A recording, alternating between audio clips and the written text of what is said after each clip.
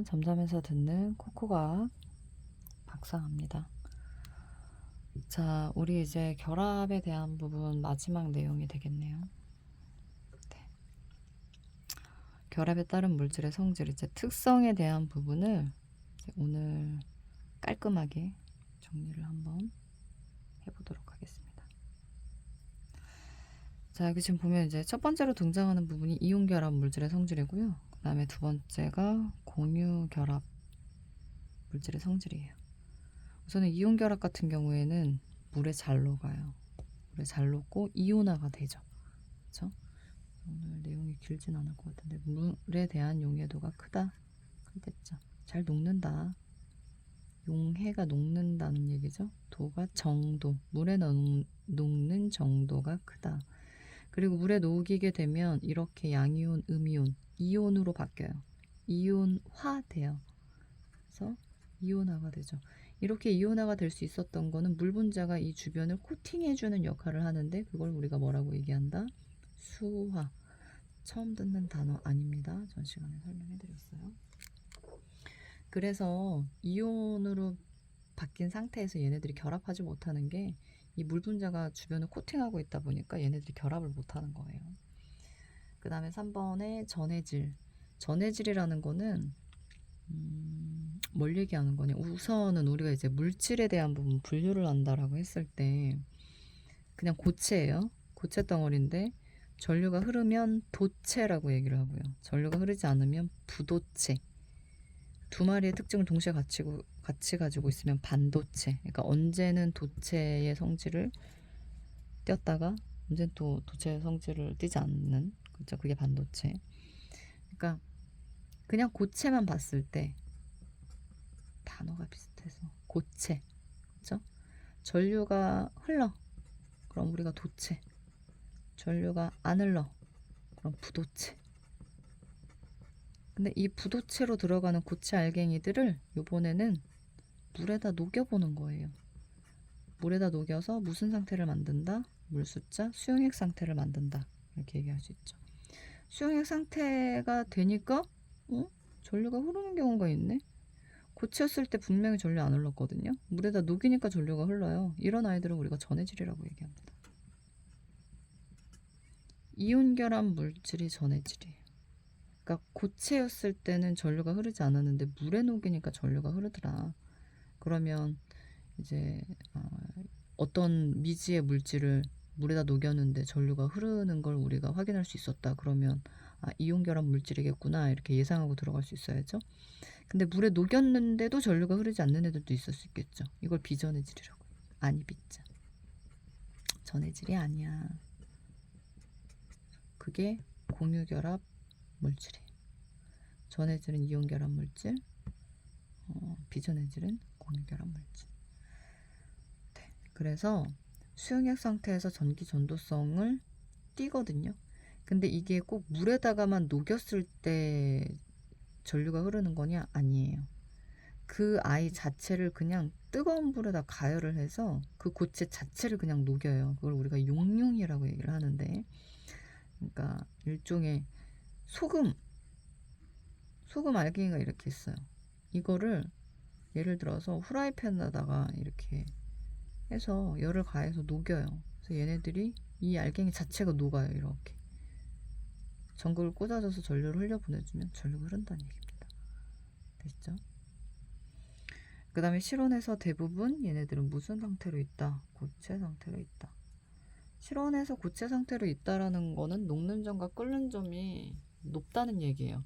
녹는 점과 끓는 점이 대단히 높기 때문에 이 녹는 점을 당도하기 전의 상태가 고체잖아요. 그러니까 고체 영역이 굉장히 넓어지죠. 그래서 고체로 있으려는 경향이 큰 거예요. 그러면 반대로 상온에서 만약에 기체로 존재하려고 하는 아이들이다 라고 하면 녹는 점하고 끓는 점이 어떤 거죠? 그때는 낮은 거죠. 그러니까 고체고요, 녹는 점이고요, 액체고요, 끓는 점이고요, 기체거든요. 근데 기체로 있으려고 하는 경향이 크다는 얘기는 이 영역이 넓다는 얘기예요. 그러니까 여기에는 녹는 점과 끓는 점이 저 아래쪽에 내려가 있는 거죠. 그러니까 기체 영역이 넓어지죠. 그러니까 상온에서도 기체로 있을 가능성이 훨씬 더 커지는 거죠. 자, 그래서 여기 지금 보면 결정 상태는 당연히 단단하고 얘네들 결합력 좋습니다. 근데 이제 외력을 가해주게 되면, 그러니까 옆에서 이렇게 힘을 줘서 땅 쳐주게 되면 쉽게 부스러져요. 네, 부서진다. 브레이크, 그쵸? 뭐 혹은 크러쉬, 네. 으스러진다, 부스러진다, 뭐 이렇게 생각하시면 돼요. 그게 이 이온 결합 물질의 특성입니다. 그러면 얘네들이 왜 그렇게 외력만 가해주면 쉽게 부스러지느냐 라고 한다면, 지금 여기 그림 보시면 알겠지만 뿔마 뿔마 이렇게 있어요. 마뿔 마뿔. 외력을 가해주게 되면 이 플러스 영역 있는 쪽이 여기에 있는 플러스 영역 있는 쪽으로 한 칸 띵 하고 이동하겠죠.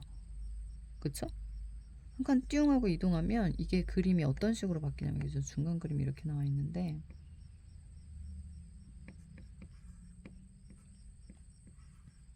이렇게 바뀌어요. 이렇게. 그럼 이 둘이 서로 붙으려고 하겠냐고요. 청력이 작용하겠죠. 그래서 한 번 더 밀어내는 효과가 생기면서 얘네들이 완전히 바스라진다. 그거를 여러분들 기억하시면 됩니다.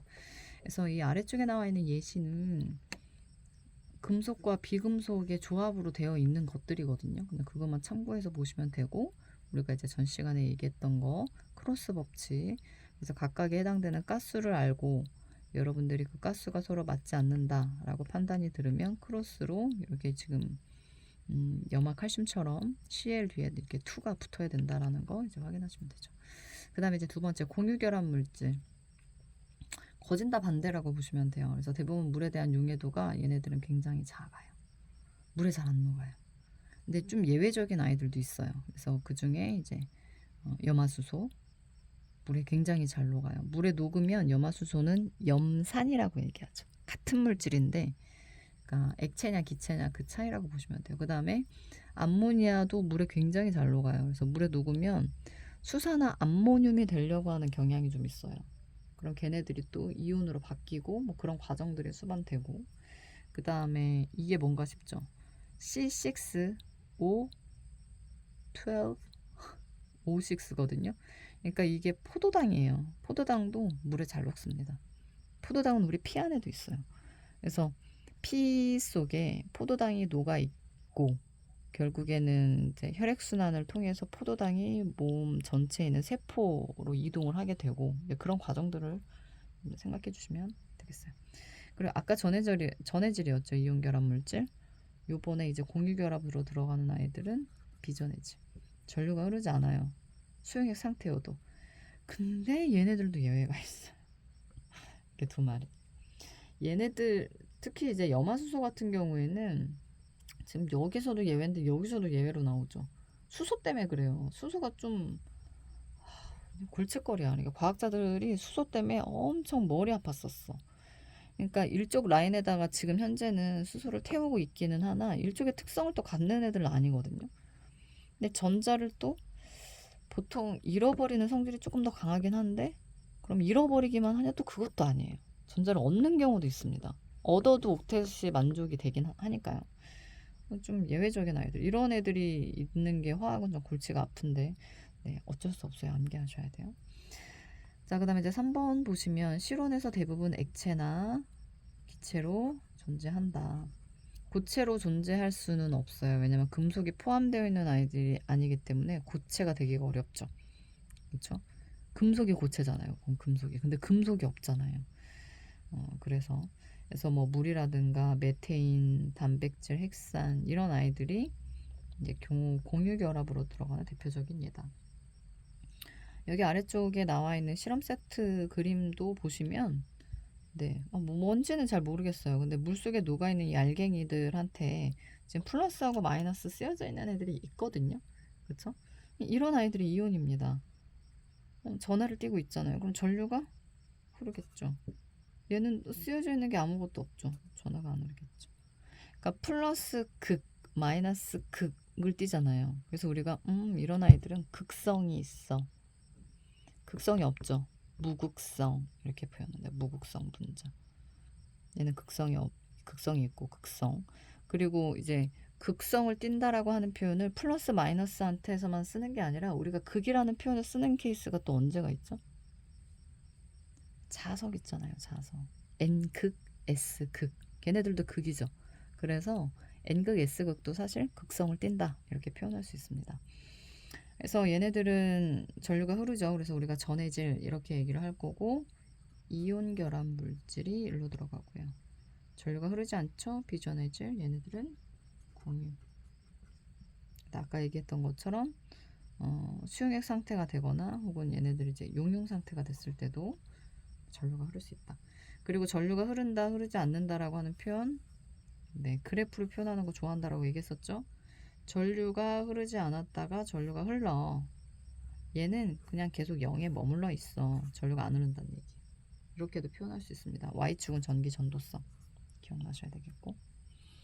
그래서 그걸 여러분들 기억을 하셔서 여기까지 해서 우리 이제 결합에 따른 물질의 특성, 그러니까 화학 결합으로 들어가는 모든 아이들에 대한 부분은 우리가 속속들이 다 봤어요. 그래서 결합을 왜 해야 되는지, 왜 하는지에 대한 부분을 주기율표와 함께 같이 우리가 정리를 또 분석을 했고요. 그 다음에 얘네들이 실제 어떻게 결합하는지 그 비주얼에 대한 부분 원리를 전 강의에서 했고요. 그 다음에 오늘은 그 결합, 화학 결합에 대한 각각의 특성을 같이 정리를 했습니다.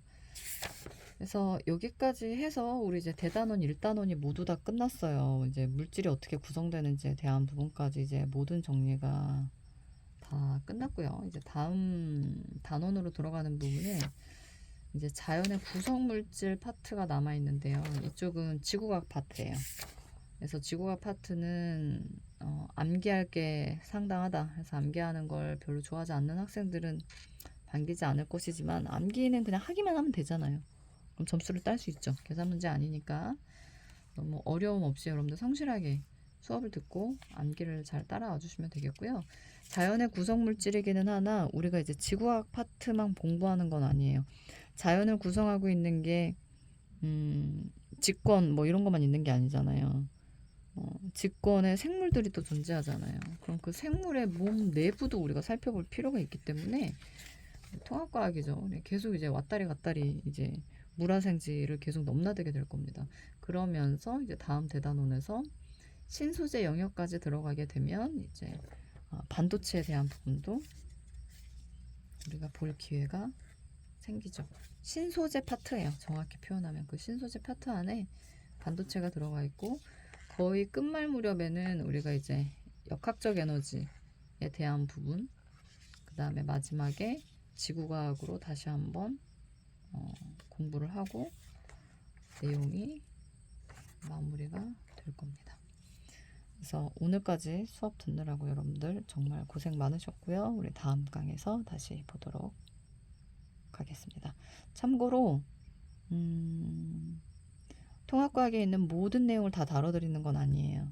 중간중간에 빠지는 단원들이 있을 겁니다. 왜냐면 지금 내신 특강을 그 엠베스트에서 촬영하고 있는 강의하고 동일하게 갈 수는 없어요. 그래서 빠지는 내용들이 분명히 있을 거기 때문에 완벽하게 처음부터 끝까지 수업을 듣고 싶은 학생들은 엠베스트 들어오셔서 박상환 선생님 클릭하시고 통합과학으로 들어가는 부분 리뉴얼된 강의 올라와 있을 때 수강 신청해서 들으시면 되겠습니다.